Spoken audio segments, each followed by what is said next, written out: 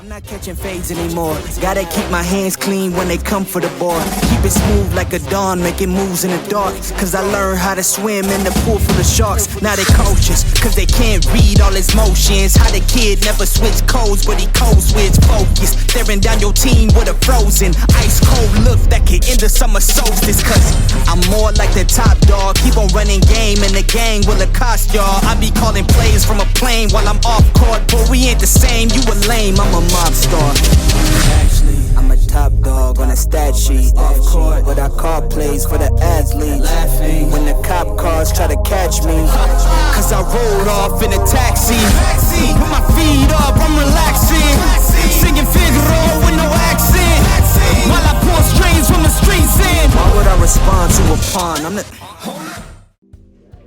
I know it's a commitment month event, a student athlete mental health week, but hopefully you're somewhat excited. I can see my whole swim team here, so hey y'all. All right, that's what I was looking for, something.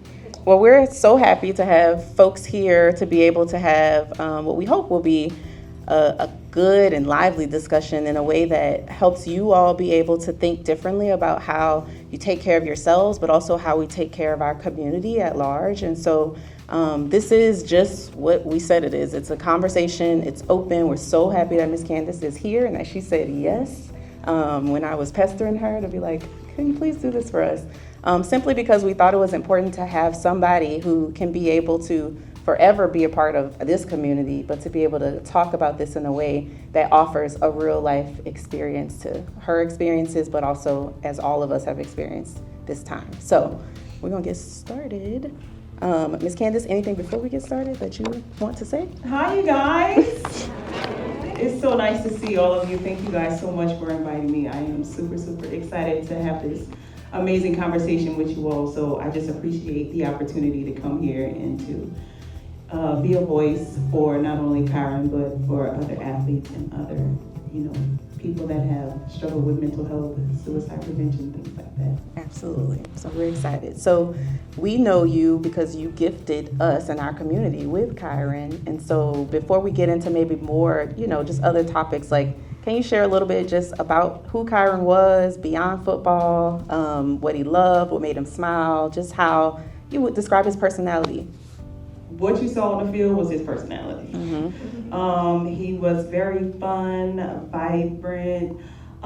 He loved his family. He was a jokester. He loved to joke. He loved to play around. He was just a good, all-around good person. He was caring. He was kind. He always thought about others. So outside of football, he was always making sure that the family was good, his friends was good. So he was just a good person, a good soul. When you walked into the room, it lit up. You had no choice but to look at who that tall, goofy kid is. Yeah. And especially growing up when he had the goggles.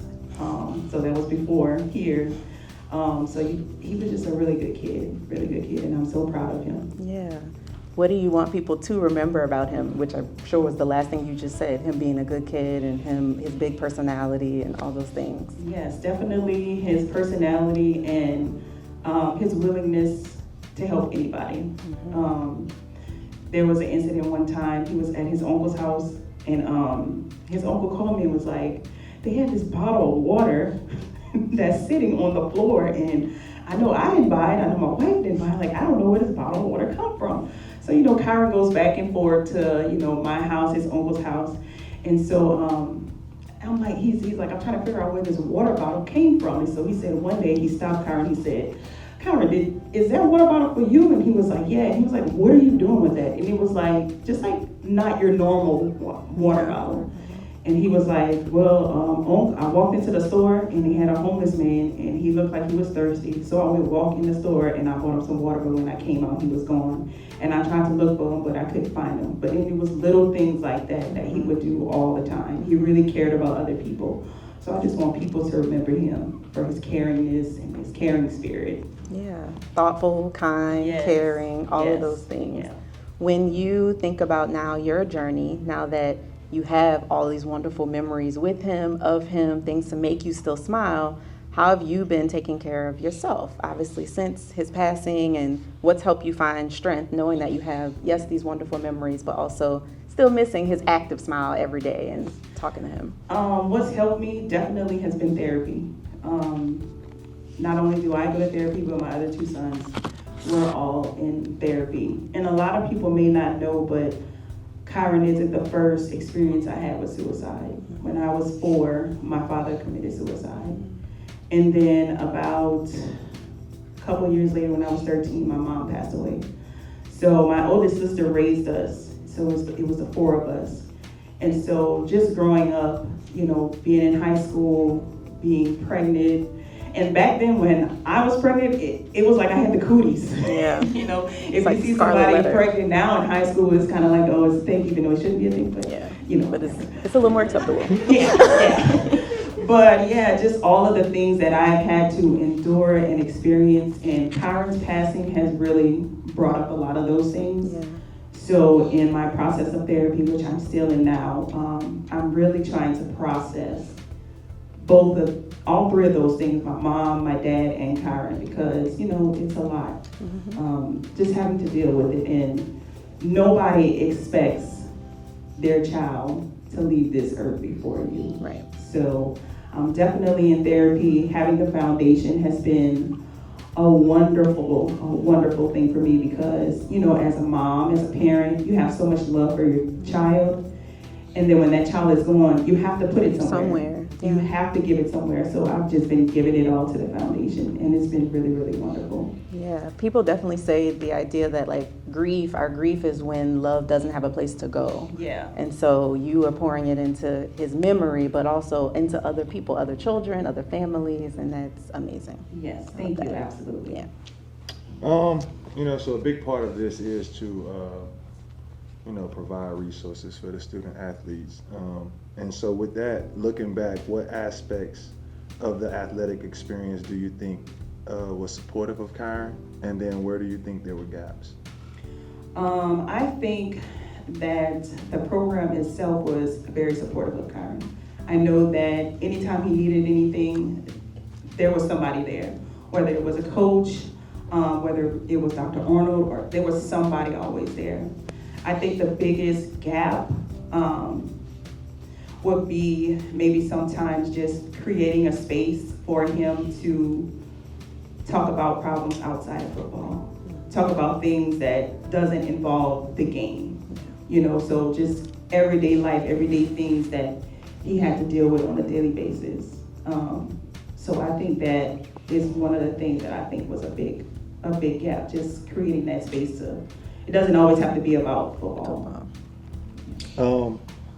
So next I would say, what role do you think like teammates, coaches, you know, other people can do to support each other in a community such as an athletic program like this?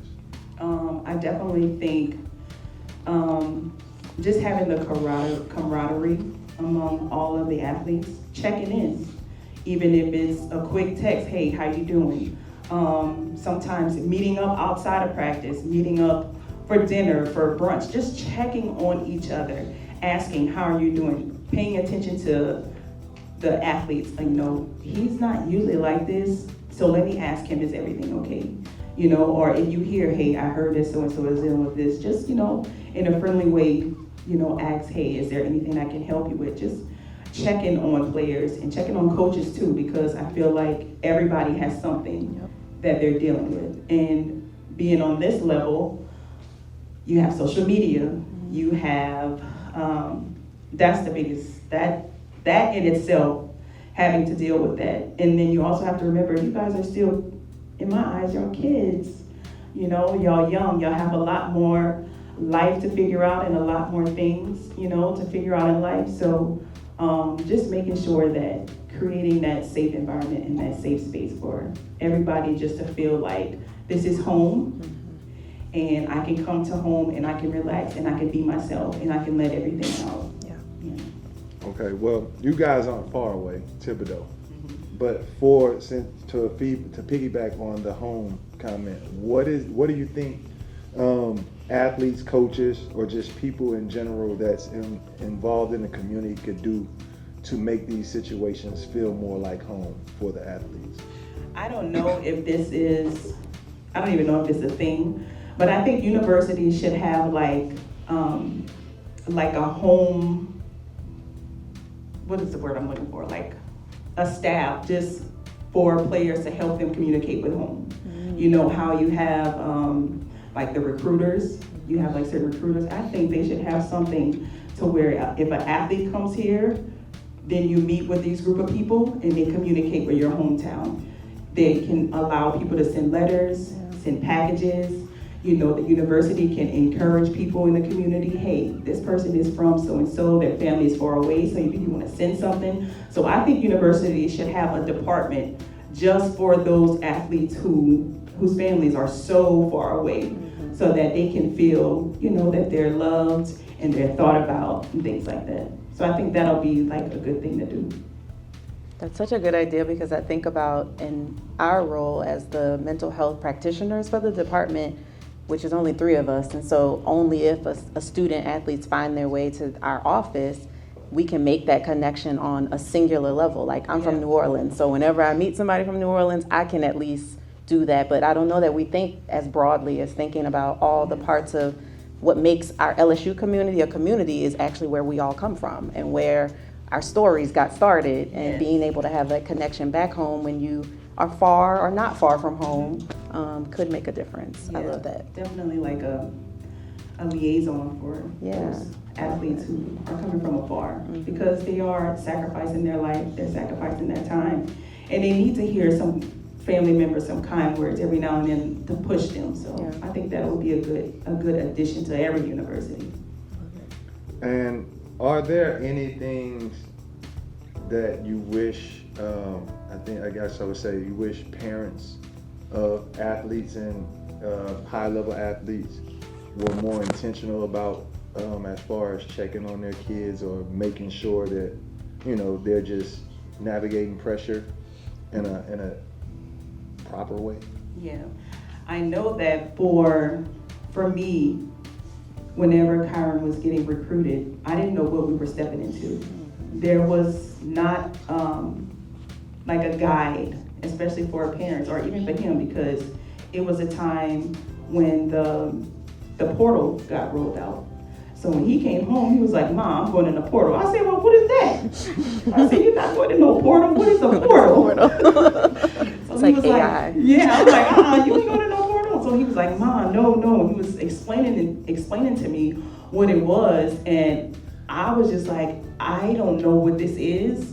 And so I'm having to do my research, I'm having to ask, and I allowed him to take the lead. I said, you know, if this is something that you want to do, then, you know, you'll take the lead. But I just feel like a lot of parents don't know what their kid is stepping into, and we don't know as parents what we're stepping into. Yeah. So I feel like we need a community of parents to kind of give lessons or something to let other parents know, hey, you might endure this, you see this, your child might have to, you know, endure this. So I just think there's no information out there for parents. Especially with the landscape like constantly changing. So, Yes. you know, when I first started in this role, NIL wasn't a thing, or, you know, certain aspects of sports just wasn't a thing. And so for parents, I can imagine there's also this level of like uncertainty of what you're stepping into, and then not having a community of parents to consult with. And, you know, if that kid is the first person to be able to like understand this world, they're counting on you sometimes to know, and you don't have a way to know. Yeah, absolutely. Yeah. So me? Yeah. So tell us a little bit, knowing that, and this kind of goes from even the conversation about parents and the world changing in so many ways when it comes to mental health being now a much more prominent conversation in sport. I'm grateful that we were able to even do this as a part of our Student Athlete Mental Health Week. This isn't something, again, a couple years ago we probably would have had.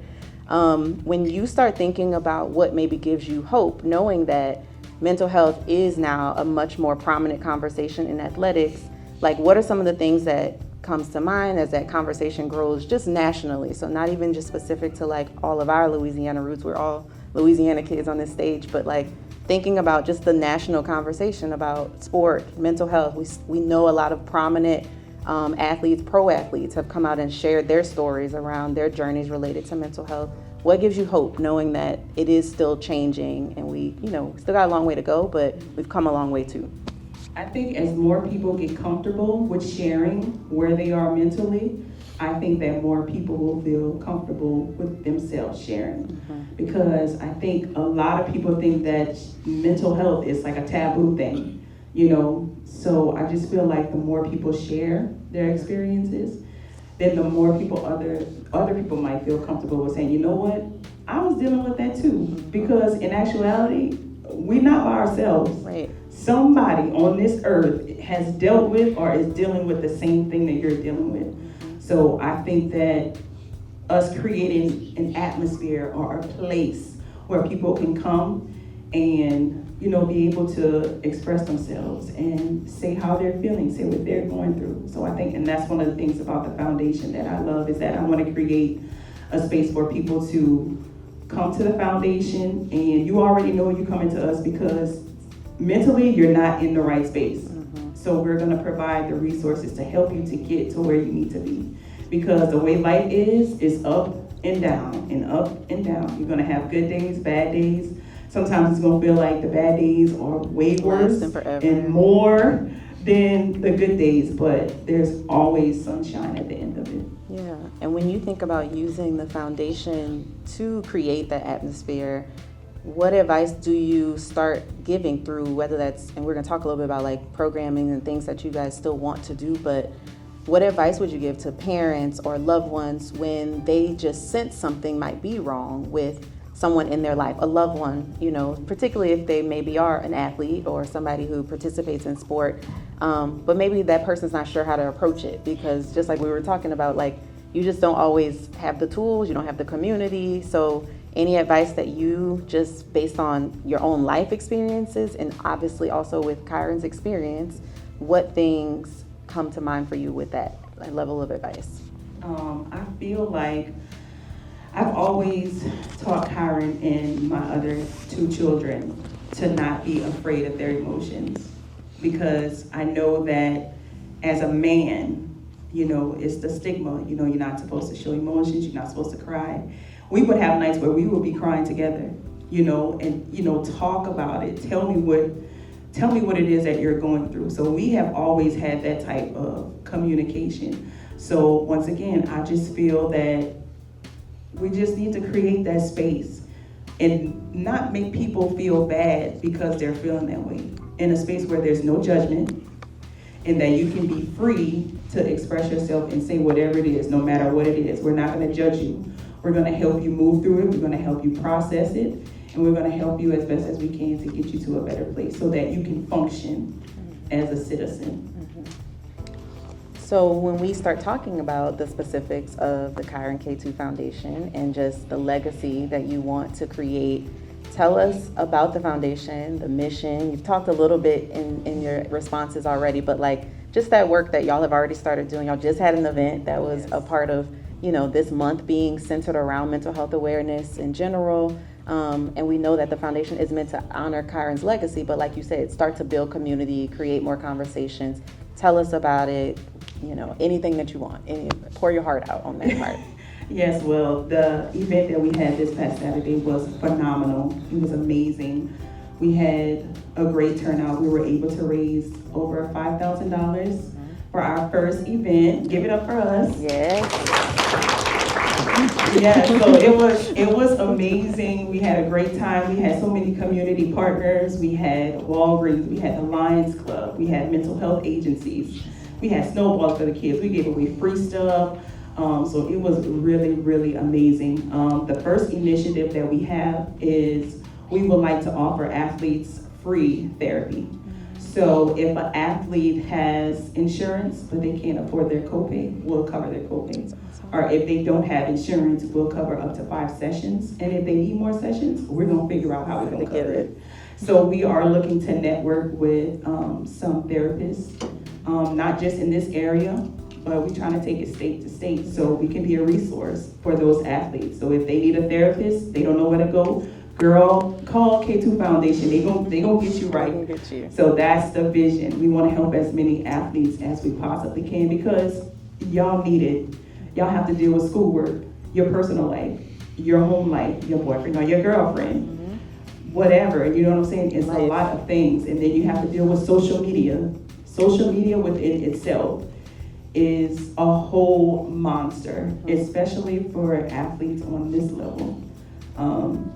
And so I know for me and for Kyren's experience, whenever we experience the negativity of social media, athletes, you can't really say nothing. You know, you gotta take his phone, or you just gotta ignore it. And that's a hard thing to do, because us growing up, I don't know about y'all, but we were always taught, you're not about to tell me no anything, I'm gonna tell you. But you're in a different setting. Yeah. You know, you are a role model. You know, people are looking at brand. you. So it's like yes, a brand. you're a brand. So you can't just pop off. Right. Even though it's warranted. Yep. But you know what I'm saying? So just kind of giving athletes a different avenue how to process that and deal with that. Yeah. So then tell folks how they can help. Like, I know obviously y'all having the events where you're raising funds. Are there other ways that people can donate? You know, is a website coming? Is it like those things, so that people can start to put this on their mind, just to be able to know how they can get involved? Yes, absolutely. We have our Instagram and TikTok page at Kyren K2 Foundation on Instagram. And if you go in our bio, there is a link to our landing page. And you can sign up to volunteer, you can donate. There's Kyren's store where you can purchase merch. We have wristbands. Gloves. I saw gloves. Yeah, we have gloves. And we have the sleeves for breast cancer. And then we have like a hygiene aspect of the foundation. So people donate hygiene items and we give them out to the community, because I feel like if you smell good, you're gonna feel good. Yes, so you have to smell good. You know, need some deodorant, whatever, you know. The very first event we had, it was back home in Thibodeau, and we gave over 150 bags of hygiene items to families. So it's definitely much needed. So I think the next thing we're gonna do is another hygiene drive, and then we're gonna do a turkey drive. So we're gonna do one here, and then we're gonna do one in Texas. Awesome. I love it. Any more questions, Mr. Thomas? No, okay. So, if you're okay, Ms. Candace,